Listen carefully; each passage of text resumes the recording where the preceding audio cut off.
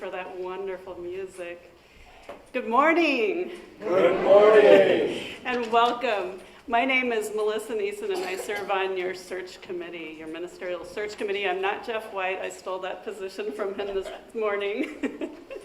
I want to thank you all for being here today and extend a special welcome to any visitors. If you would like more information about the fellowship, please visit the welcome table in the fireside room or sign our virtual guest book at uufames.org/guestbook. Whether joining us from home or here in Fellowship Hall, we invite you to stay after the service for Coffee Fellowship, where you can introduce yourself and join in conversation with kindred spirits. I'm here today to give you a quick update on the search committee process. You may have noticed, maybe you didn't notice, but 7 of us were not here the past 3 weeks. And although we weren't here on Sunday mornings, you all were with us. Often in our meetings, you would hear things like, "Oh, the survey told us," or in a cottage meeting, I heard that, or during our ministerial search service, they talked about, so we are holding you with us in all of our meetings, and there are lots and lots of meetings. We have been very fortunate to get to know 3 wonderful people. These are our pre-candidates, that's the term for them. We wish you could meet them all because it has really been a joy to get to know them better and to have them get to know you better, even though you weren't there, and to get to show them our facilities here and to show them around Ames. It really has been a joy. But have you ever had a time when you had to make a decision between 3 good choices? That is hard.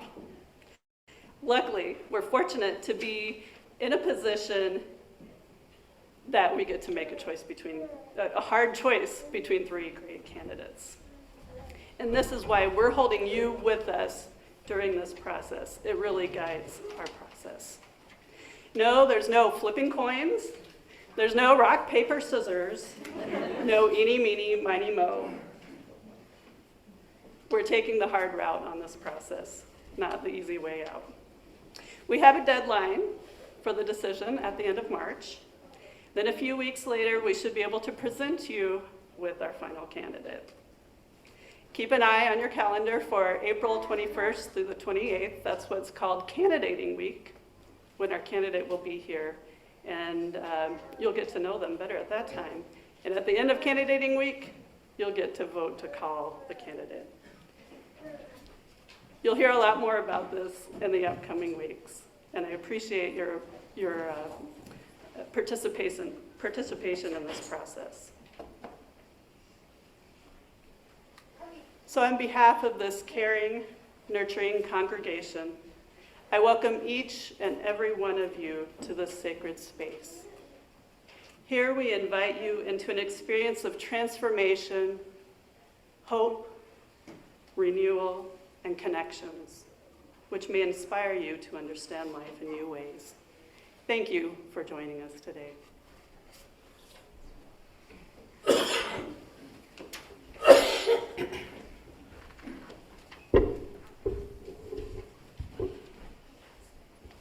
Our opening words this morning are from Reverend Dr. David Breeden. Welcome to this place where certainty transforms into questions. This place that takes what is and imagines what can be. Welcome to this place where what was fixed begins to shift, where rigidity replaces unfolding, as we join in the dance of transformation. Welcome to this moment of change, where together we transfigure and transcend together. And our chalice lighting is from Melanie Davis. roasting marshmallows over glowing coals. Under the right circumstances, playing with fire is a delight. Imagine being gathered around a fire pit as the crackling flames invite us to sing and dance and roast a marshmallow or two. Our chalice also invites us to play, although with ideas rather than with marshmallows. The flame encourages us to explore who we are, who our neighbors are, and where we are on our spiritual journeys. Today we light this chalice in the spirit of play. Let us trust the light to guide us in this hour and in the days to come, finding joy along the way. Will you rise now in body or spirit for our opening song, number 358. Rank by rank, again we stand. And please note, the fourth hymn is not in your hymnal. The fourth verse will only be available on the video.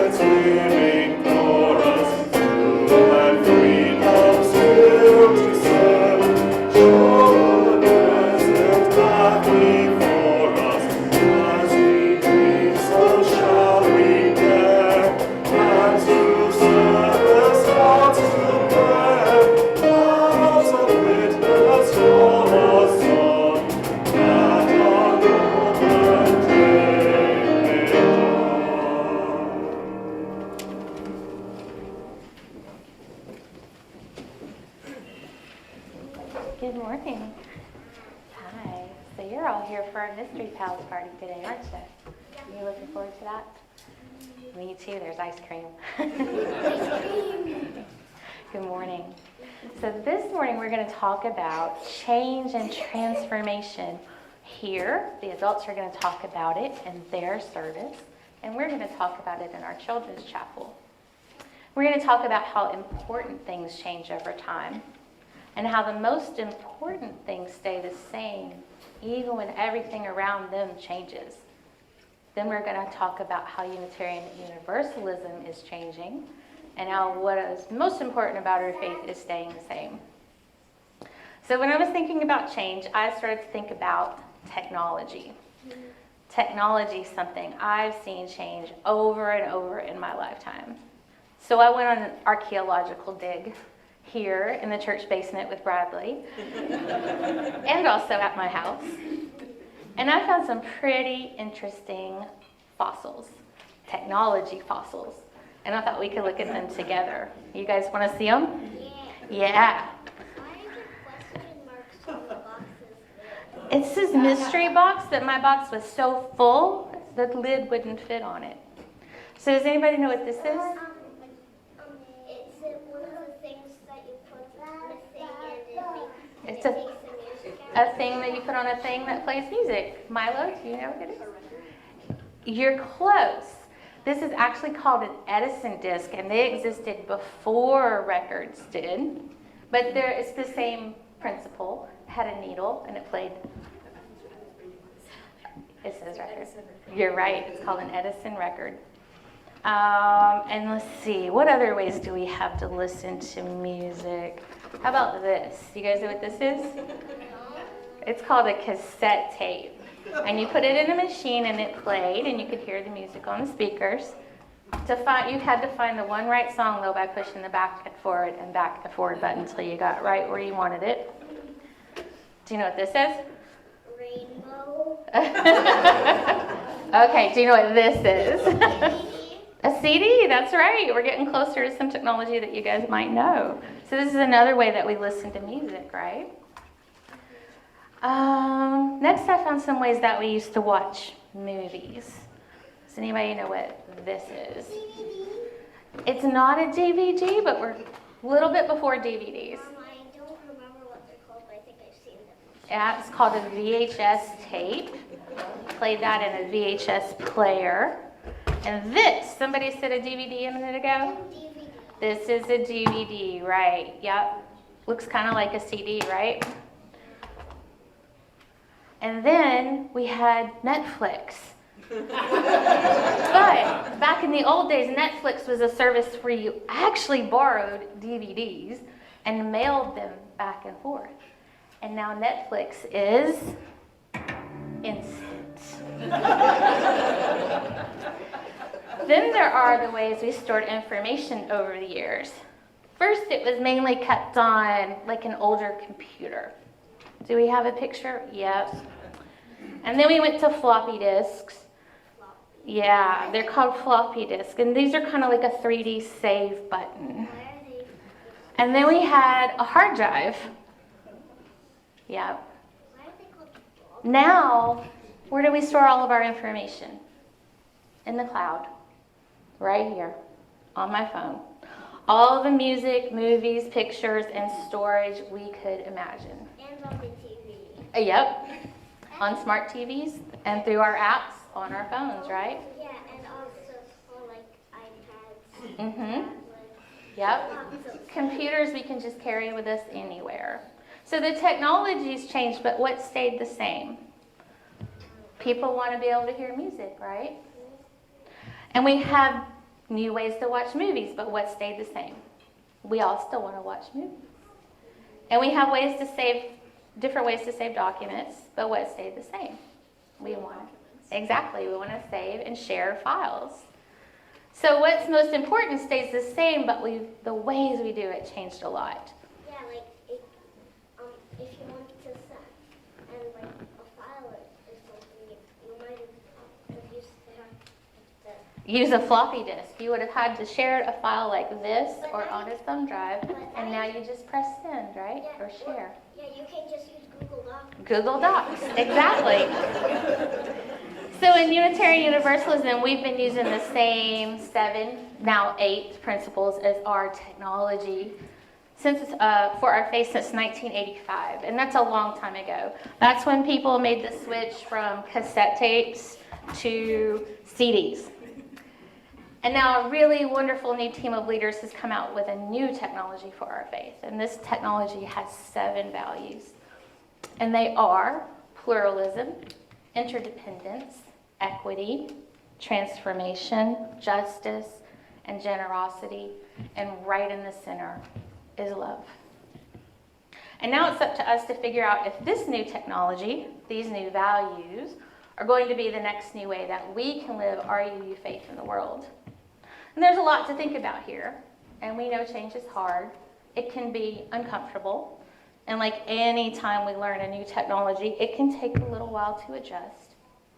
But we also know that as long as we commit to move forward together in love, we can change and change again and again, and what we love most will stay just the same.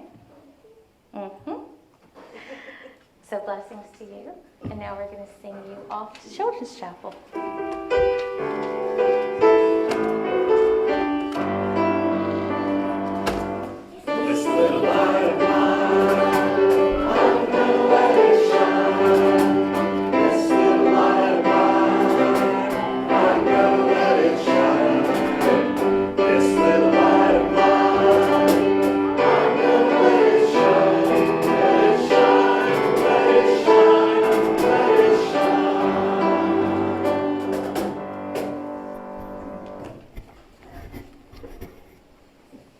In 1964, I volunteered for the Peace Corps, not an outdated concept. Now, 60 years later, I'm happy that the Peace Corps is still active, and people of all ages and skills and still volunteer and hope to make a difference in the world. At President Kennedy's inauguration, he said, "Ask not what your country can do for you. Ask what you can do for your country." And as a college senior, I told my parents I was applying for teaching jobs and the Peace Corps. But I really only applied to the Peace Corps. After being invited to training for Pakistan, I checked a map to see where it was. And with a few months of training in language, history, sociology, and community development, I found myself in a small agricultural village on the flat irrigated plains of the Punjab. I had a pump for water to boil, no flush toilet or heat or electricity. Of course, that was how everyone else in the village and most of the rest of the world lived too. I had a bike and wore a Pakistani dress and mostly worked with women. There was a group of children who followed me wherever I went, and neighbors who provided me with gifts of water buffalo milk, fresh tandoori bread, curry, and friendship. I still remember the sights, sounds, smells, and people in detail. They offered me kindness, patience, and generous hospitality. And I hoped to help them gain education and a better life. Unfortunately, we had to leave Pakistan because of the 1965 war with India, and since then, it has never seemed safe enough to make a return visit. As they say, you can never go home again. And truly, the USA never looked the same after my time in Pakistan. I had a heightened appreciation for the struggles of other countries and for our own rights, responsibilities, and freedoms. The Peace Corps experience is a bond and worldview that makes friends of strangers. There are so many things returned volunteers don't have to say to understand each other. It's how Stu and I met. In our family, my sister, brother-in-law, husband, and son were all in the Peace Corps.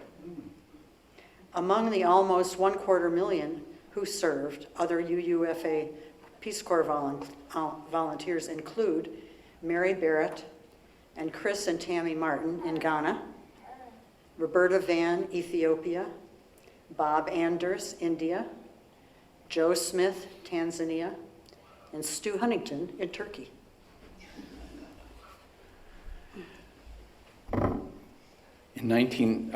A Peace Corps reflection in 3 parts. Don't worry, they're all short. In 1965, this is number 1, training. I went to Portland, Oregon to begin training for the Peace Corps in Turkey. My 22-year-old self relished the idea of doing something completely different and of taking a break from higher education. I recall a great sense of freedom and independence. In Portland, I was thrown together with other trainees from diverse backgrounds. One thing we all had in common, though, was bounding enthusiasm. I remember that we would sometimes sing around a campfire in the evening. And as a sort of a theme song, we settle on a popular tune of the day. I remember one line which was, "I'm going to build a mountain. I'm going to build it high. I don't know how I'm going to do it. I only know I'm going to try." Number 2, service. The reality was quite a bit different. We called it culture shock. I was assigned as a change agent in a small subsistence village about 3 hours north of Ankara, which is the capital. And I was there to introduce new ideas and suggest improved methods. I had some spectacular failures. Ask me sometime about my attempt to introduce leghorn chickens, or even more disastrously, to promote rabbit as a source of meat. There were also some successes. I helped with a rebuilding project after a bad earthquake in eastern Turkey in the Kurdish area. Through my efforts, I learned that in many cases there were good reasons why the locals did things the way they did and were somewhat reluctant to change.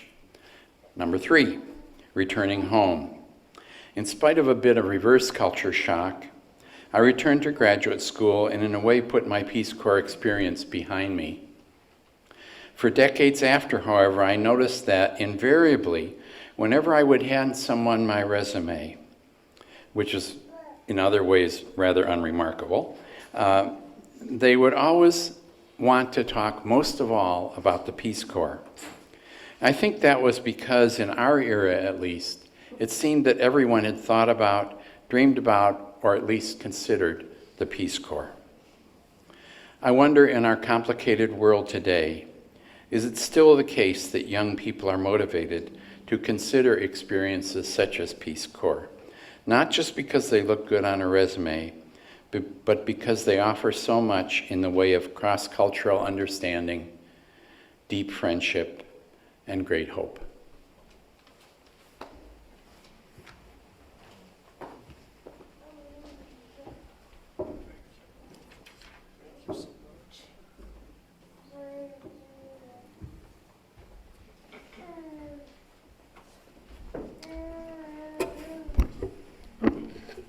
Will you join me now in a time of prayer and meditation?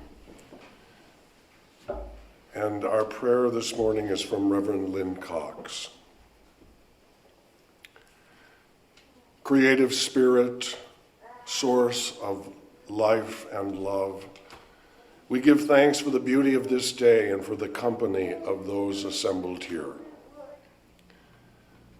Thank you for the breezes of change, clearing our heads and bringing fresh ideas. May they cleanse our minds of the oppressions and isms that divide us. Thank you for the flame of hope, the heat of righteous anger, the warmth of compassion, and the fire of commitment. May they bubble the cauldrons of transformation. Thank you for oceans of love, rivers of connection, tears of relief, and pools of serenity. May healing waters flow over us and through us and among us, wearing down the sharp rocks of despair to bring joy in this morning. And thank you for the good earth beneath us, around us and within us. May we take this clay and co-create a new realm of justice and beauty.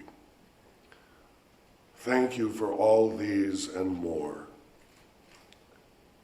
We accept our gifts and commit to building, sculpting, painting, singing, and dancing them to life, to abundant life. So be it. Blessed be, and amen.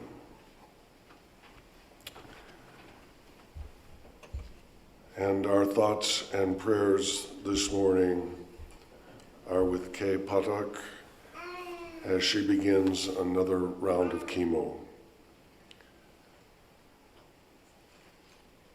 And we now honor a moment of silence for all those concerns that we bring here today and carry in the sanctuary of our hearts.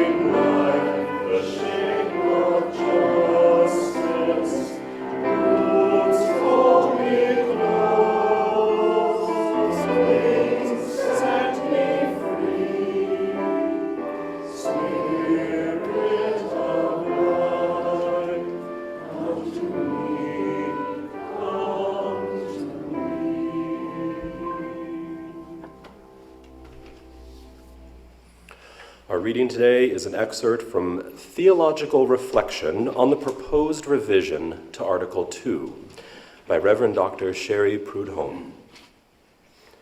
In piecing together our theological heritage as Unitarian Universalists, we are drawn from many sources. There are text-based sources passed down through the years, the written works of sermons, essays, and books. For some of us, it is easy to get pulled into an exclusive relationship with the written word and forget the myriad other sources for theological reflection. As my colleague Dr. Tequila Amin recently reminded me, we can also draw from the lived experiences of Unitarian Universalists, the architecture of our churches, the music and hymns. We invoke worship, the patterns and habits of our lives, our organizations, and our histories. The great Universalist heresy is one that so threatened evangelical and Calvinist groups in New England in the late 18th and early 19th century that they vehemently opposed it, denying Universalist preachers access to their pulpits and to the positions of public power. Was that the nature of God is love? This love, embedded in the fabric of the universe, was strong, nurturing, and inclusive. It would not let go of anyone, ever.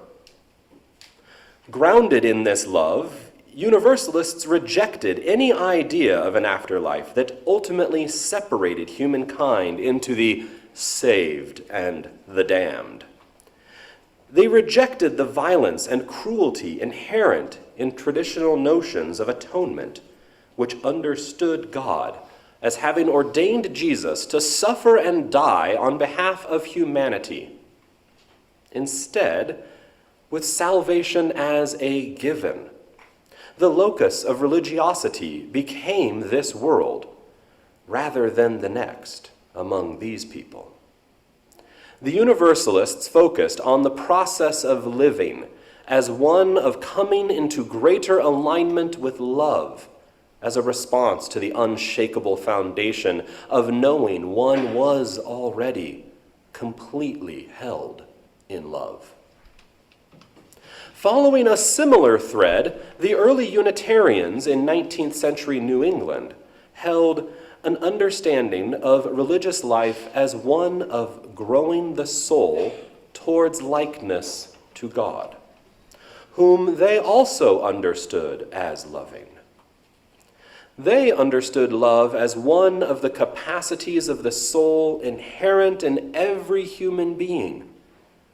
They did not suggest their parishioners should remove themselves from society in lives of contemplation and prayer, but rather that they unfold the divine likeness within themselves through the daily activities of living.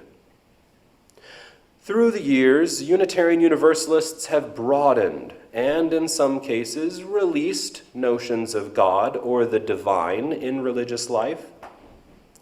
We have troubled the imperialism toward which Universalism leans. We have embraced ever-widening understandings of who is included in the divine likeness. We have deepened our critiques of images of God that condone patriarchy, white supremacy, ableism, and violence. But we have held fast to love.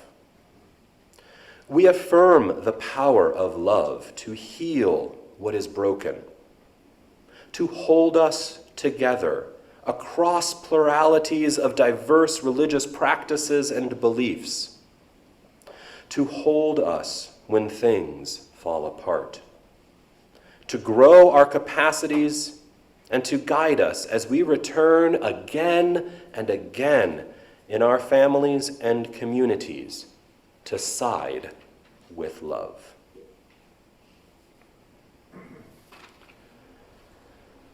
We will now give and receive the offering this morning. Please know that this morning, half of the non-pledge offering will be donated to the Saving Suds program. This program, run by our friends at St. Andrew's and Bethesda Lutheran Churches, offers free laundry nights once a month at a local laundromat. No questions asked. And the other half of our offering will support programs here in our fellowship that make this a community of inspiration and transformation. We will pass the basket here in Fellowship Hall, but alternatively, anyone is welcome to go to our website, uufames.org/give, to make your contribution today. If you are visiting, please know that your presence here is gift enough.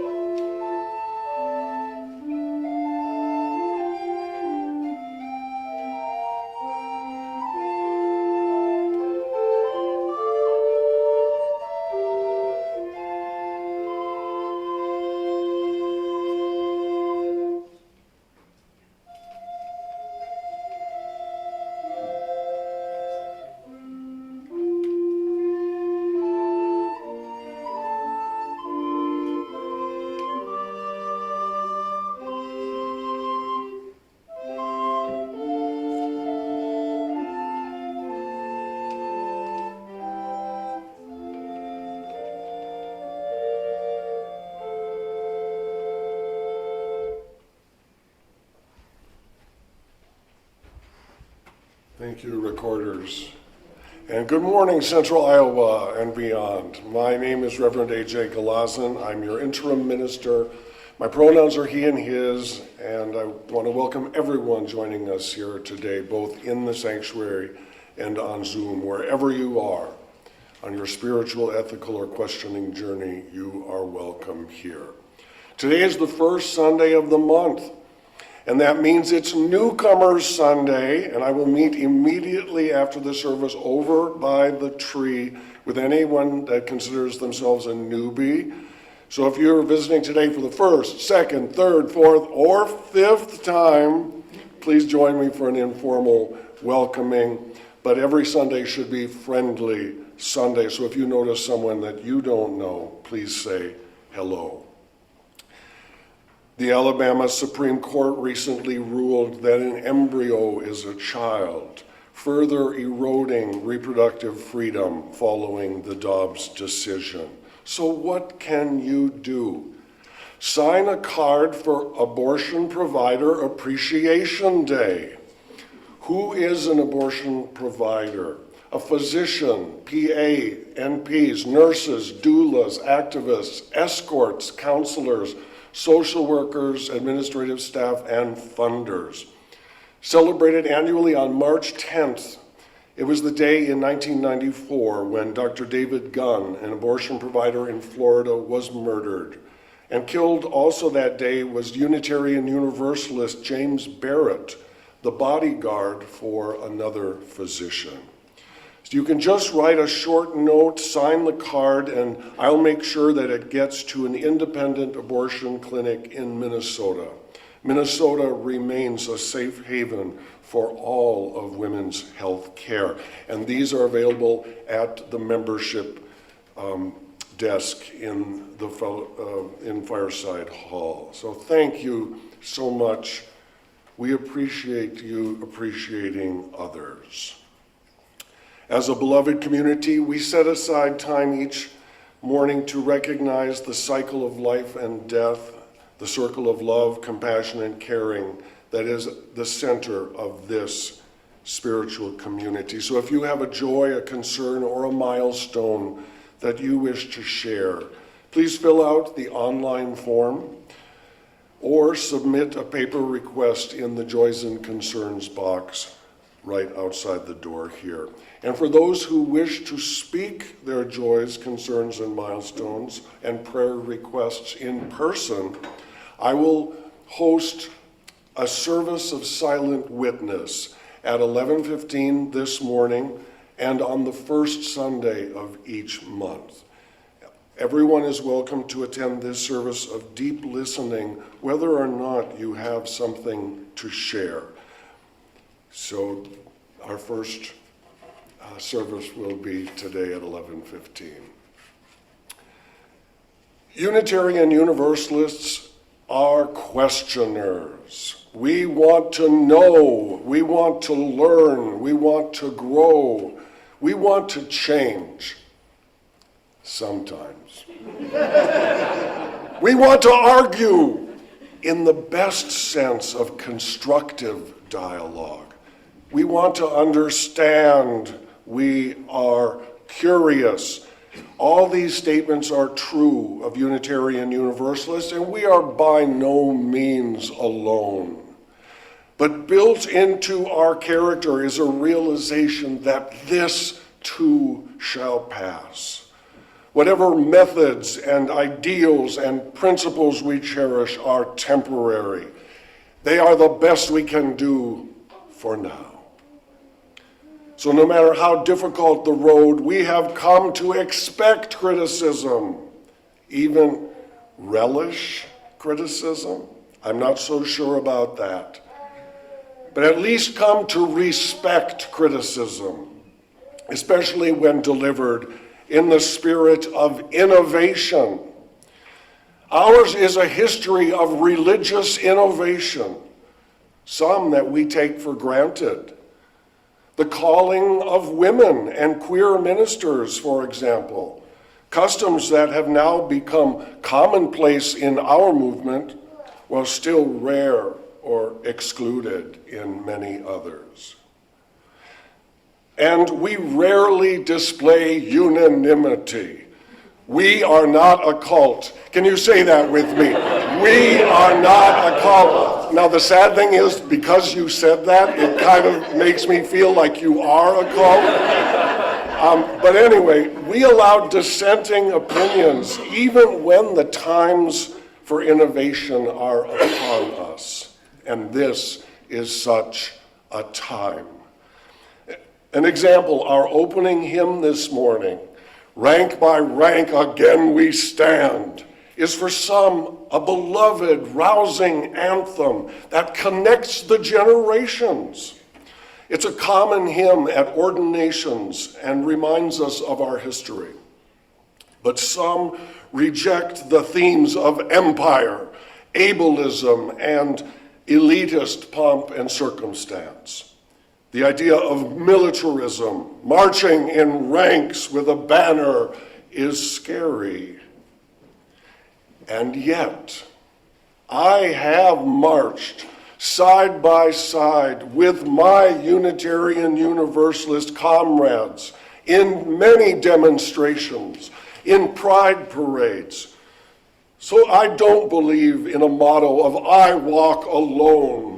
I can do anything better than you, and I don't need you. One way to innovate is not to simply wipe the slate clean and start over from scratch, but to attach a fresh understanding to a sacred thing. Make amendments, if you will. So this morning we sang a fourth verse to "Rank by rank again we stand." That is not in the hymnal. It was written by one of my dear mentors, the Reverend Dr. Kendall Gibbons, who's now in Kansas City. "Never from that summons swerve, hark the prophet's living chorus. Truth and freedom still to serve, show the present path before us. As we dream, so shall we dare. Hands to service, hearts to prayer. Clouds of witnesses call us on, that a nobler day may dawn." Oh, I love her words, but I love the words within each one of you, each one of us, that adds the next verse to the hymn. We add new things all the time. And here's one conclusion to avoid: that everyone and everything in the past was wrong, ignorant, and awful. Unless, of course, we realize the same thing will be said about us by future generations. This is why we are a living tradition. This is why we have no creed. This is what I didn't understand when I was a new UU. And I asked the minister, "So what do we believe?" And she said, "We believe in each other. The promises we make to travel this journey of life with kind and decent and honest companions." Now, she didn't say interesting or sometimes difficult companions, but I will add those to the list. I enjoy knowing you interesting and sometimes difficult people. And this is one of the reasons I can remain with this free faith, even with our continuing innovations. We never say we have all the answers. Can I get an amen out there? We have never said that ours is the final word, because we are the questioners. Last month, I spoke about the Edict of Torda and congregational polity. This fellowship affirms its independence to call new leaders, but also pledges its union as part of an association of congregations known as the UUA. The UUA does not tell congregations what to do. It is more the other way around. We decide together. And that involves the messiness and elegance of the democratic process. Ideas, proposals, surveys, amendments, discussions, and voting. Vote early and often. Self-evaluation has always been part of our tradition, and after many years of study, suggestions, changes, and recommendations last year at our annual UUA General Assembly in Pittsburgh, we voted to continue the process of revisiting the section of our bylaws that proclaims the heart of our faith.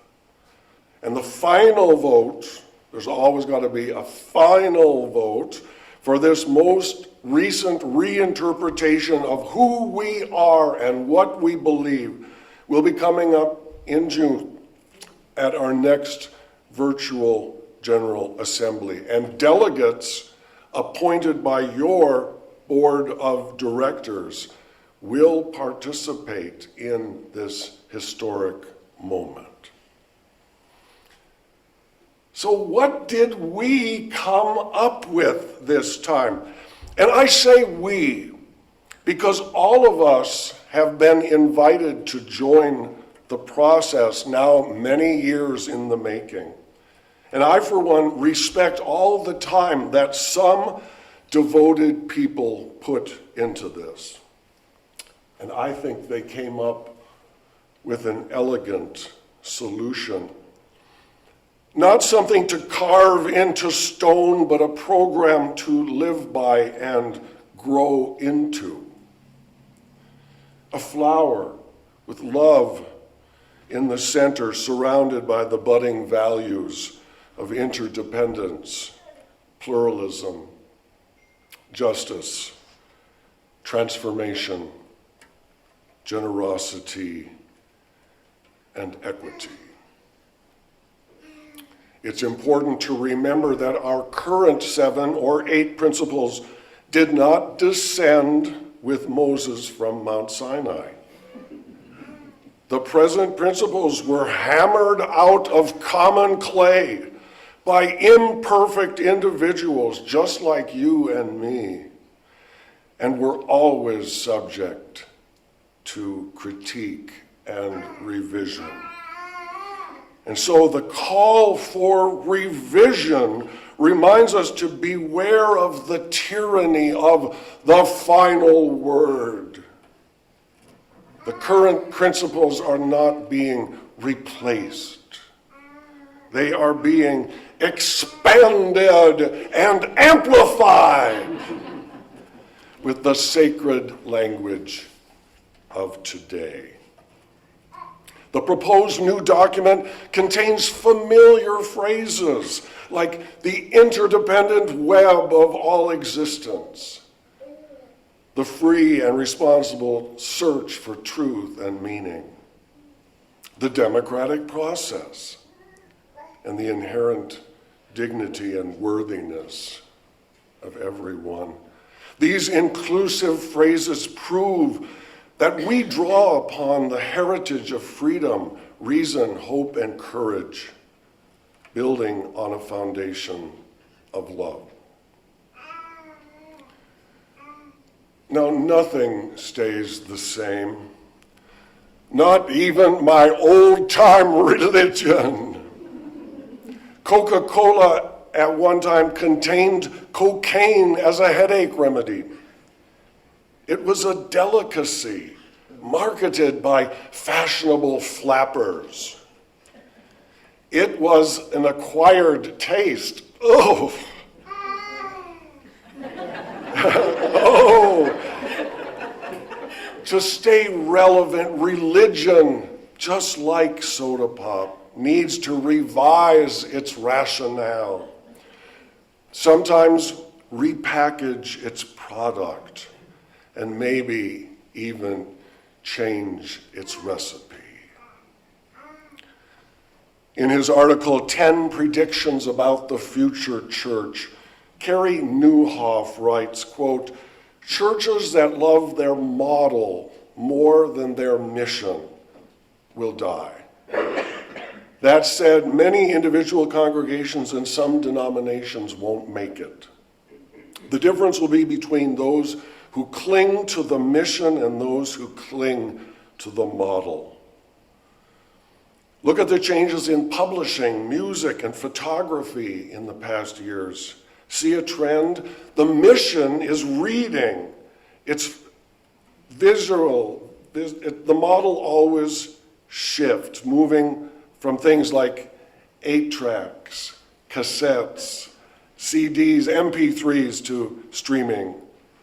Companies that show innovation around the mission, like Apple, Samsung, will always beat companies that remain devoted to the method, like Kodak. Churches need to stay focused on the mission and be exceptionally innovative in the model." Close quote. In her reflection on the proposed revisions, Reverend Dr. Sherry Prudhomme writes, quote, "There is no doubt that our heritage is filled with paradox, contradiction, failures, successes, shortcomings, and brilliant aspirations. Our patchwork quilt is torn and fraying in places, but it is stunningly vibrant in others. Some sections have been totally or wholly replaced. Living in religious community is a messy business, with love stitched in from the beginning and sewn throughout the piecing and mending across the decades. Even a worn and ragged quilt provides strength, inspiration, courage, and solace through the long night." Close quote. We're ending our service today with another one of our old hymns that some find troublesome. But interestingly enough, this Unitarian hymn also appears in the United Methodist hymnal as number 555. And the United Methodists website contains this background information, quote, "Forward Through the Ages is a turn-of-the-century, forward-looking social gospel hymn without a Christology," which means without a reference to Christ. Frederick Hosmer, 1840 to 1929, was a Harvard-trained Unitarian minister known for his interest in hymns and worship. He wrote the hymn in 1908 for the installation of a minister of the First Unitarian Church in Berkeley, California. Close quote. Now, I personally love this hymn as an optimistic reflection on human nature and the goals of the social gospel movement. We are all part of the good work in the world when we join together. Some may hear the echo of "Onward, Christian Soldiers" as a self-righteous fight song and recoil at the drone of unanimity over accountability. The old joke says that Unitarians always read ahead instead of singing, just to see if they agree with the words. May it be so, and amen. Will you rise now in body or spirit for hymn 114, Forward Through the Ages.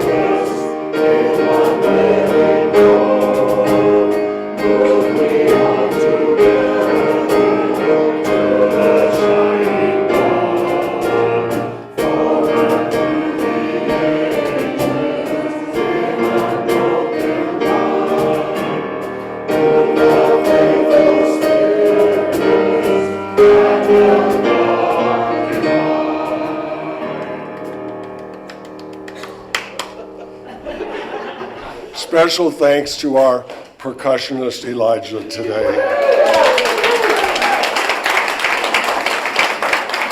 And his new instrument. Our closing words are from Bernadette Burns. For the joyful, may jubilant songs echo in our hearts well beyond fading memories. For the sorrowful, may gentle songs of peace bring lasting healing to our hearts and minds. For the angry, may we join our voices together in songs of protest and hope. For the mindful, may we sing the praises of earth's beauty and honor the unique souls of all beings. For all of us here in our community and our world, may we sing to the morning and evening stars as they guide our journey. Go now in peace. And our service of witness will begin in about 15 minutes.